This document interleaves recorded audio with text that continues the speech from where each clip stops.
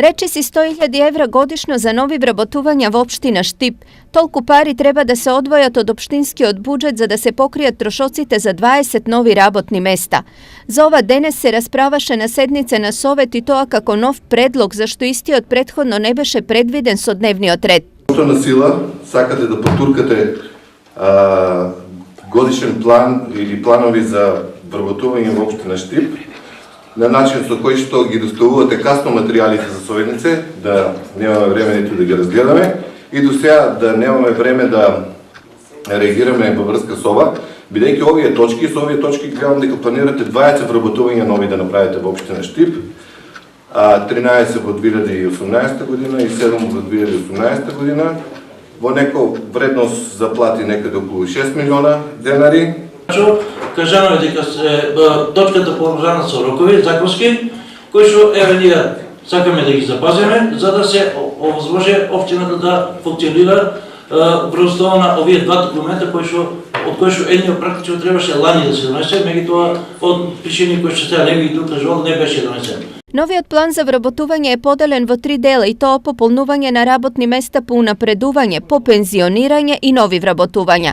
Последниот дел се однесува на следниве места. Непополнето работно место систем администратор за ИТ мрежи. Зголемен обем на работа во одделението за услуги на граѓаните, односи со заедниците, тука се предвидува вработување на едно лице од ромска националност.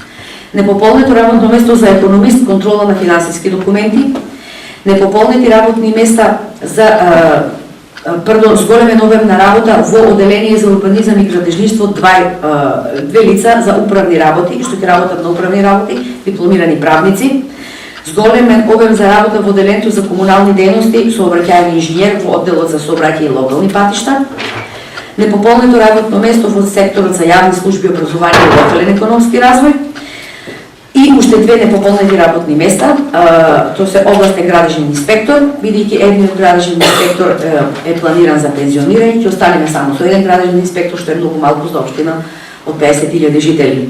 Новиот план за вработување и начинот на негово ставање на дневен ред предизвика жестоки дискусии во Советот.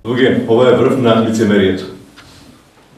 Секогаш, кога се води политика, на секога устата му се превработување, многу вработување, трошење на финансиски средства. Ако нешто некој сте зборуваме како политичка партија и представници на политички партии, ова сега докажува дека тоа се биде само дневно политички реагирање. Има во предвид дека во периодот од 2009 до 2017 има некаде околу 100 вработени, за кои што никогаш не сме добиле план за вработување и нивна потреба. Мислам дека е многу лицемерно од ваша страна на план кој што предвидува точно конкретни позиции ради определени потреби кои што се забележани и детектирани и се неопходни за нормално функционирање. Мислам дека вие не треба да заборавите да го користите терминот лицемерно. ВМРО ДПМН веќе не е на власт и немате потреба да коментирате работи кои што се случувале пред неколку години. Вие за тоа ја добите довербата од граѓаните, за тоа сте сега на власт и граѓаните очекуваат од вас. Граѓаните очекуваат да сработите нешто, а не да се занимавате со ВМРО ДПМН.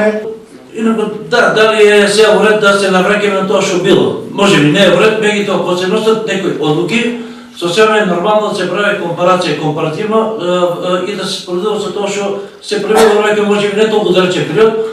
Председателе, ти со ова што го кажа, сега повторно гледаше како да смираш топката, ама воденицата да однесеш водата на твојата воденица да однесеш. Добро, тоа е перцепција, тоа е причина. Значи викаш, добре да правиме компарации.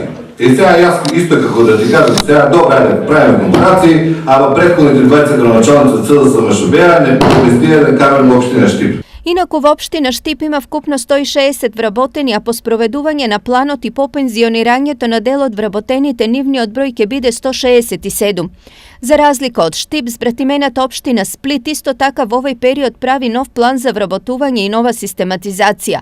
Според неа се укинуваат 59 шефовски места, коефициентот на плата се намалува, а работните обврски се зголемуваат.